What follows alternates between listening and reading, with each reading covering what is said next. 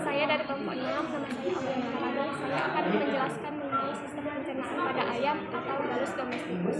Berdasarkan aktivitas organ pencernaan pada ayam terbagi menjadi 3, yaitu pencernaan secara mekanis, pencernaan secara kimiawi dengan bantuan enzim, dan pencernaan secara mikrobiologi dengan bantuan mikroorganisme. Jalannya pencernaan pada ayam, pertama, makanan akan masuk melalui paru yang di dalamnya terdapat lidah yang berguna untuk memudahkan menelan makanan. Makanan akan masuk ke dalam kerongkongan atau esofagus, yaitu saluran memanjang yang berbentuk seperti pipa. Pencernaan yang ketiga yaitu makanan akan menuju ke tembolo atau crop. Di dalam tembolo, makanan disimpan selama beberapa lama hingga makanan melunak. Sistem pencernaan yang keempat yaitu kemudian makanan akan masuk ke lambung kelenjar atau proventriculus, yaitu tempat terjadinya pencernaan secara enzimatis. Dinding dari proventriculus mensekresikan asam klorida, pepsin, dan getah lambung yang berguna untuk mencerna protein. Yang kelima, makanan kemudian akan lanjut menuju ampela. Ampela memiliki otot yang sangat keras yang berfungsi untuk menghaluskan makanan secara fisik.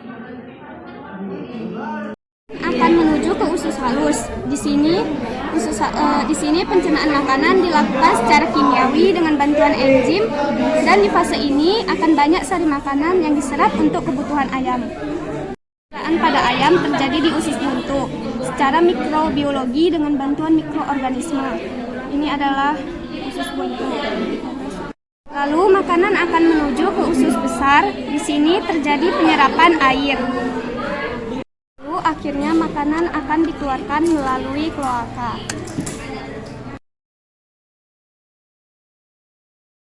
Saya Fegilena Spabanua dari kelompok 6 ingin menjelaskan dan menunjukkan sistem pernapasan pada ayam. Sistem pernapasan yang pertama yaitu nares atau lubang hidung.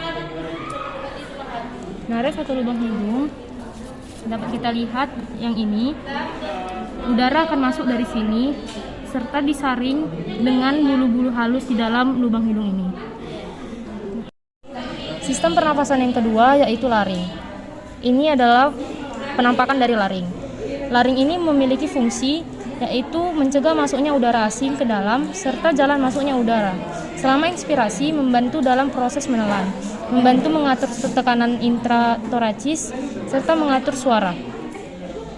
Pernapasan yang ketiga yaitu trakea. Trakea ini memiliki fungsi sebagai jalan masuknya udara selama inspirasi, membantu proses menelan makanan, mengatur suara serta mengolah tekanan intratoracis. Sistem pernafasan yang keempat yaitu siring. Siring ini terletak pada percabangan pangkal trakea yang mana bila bergetar akan menghasilkan suara pada ayam. Suara yang terjadi saat ekspirasi di mana siring berfungsi sebagai tutup penjaga keseimbangan tekanan udara. Pernapasan yang kelima yaitu paru-paru atau pulmo, yang terdapat pasangan yang dilindungi oleh tulang rusuk. Ukurannya relatif kecil dan tidak berlobby, berwarna merah terang sebagai tempat pertukaran oksigen dan karbon dioksida. Pernapasan yang terakhir yaitu air sac atau kantung udara yang berfungsi untuk mempertahankan volume udara yang konstan pada paru-paru dan menggerakkan udara melalui paru-paru selama inspirasi dan ekspirasi. Ini adalah bentuk dari kantung udaranya. Nama saya Dwi Anggita dari kelompok 6. Saya akan menunjukkan dan menjelaskan tentang sistem ekskresi pada unggas yaitu ayam atau dengan nama latin Gallus domesticus.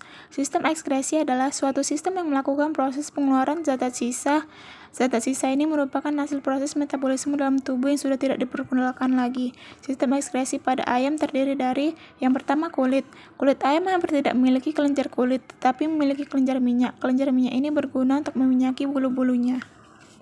Sistem ekskresi ayam yang kedua adalah ginjal. Terdiri dari 2 bus ginjal yang bentuknya relatif besar memanjang. Letaknya di belakang paru-paru dan menempel pada tulang punggung. Fungsi utama ginjal adalah untuk memproduksi urin. Sistem ekskresi ketiga adalah paru-paru. Paru-paru berfungsi mengeluarkan zat sisa dari aktivitas metabolisme sel yaitu CO2 dan air. Organ ekskresi yang terakhir adalah hati. Hati bertanggung jawab untuk detoksifikasi dan mencegah bahan kimia atau racun yang masuk ke dalam tubuh. Hal ini dilakukan dengan cara mengambil amonia dalam bentuk beracun dan mengubahnya menjadi urea yang akhirnya disaring oleh ginjal untuk dibentuk urin.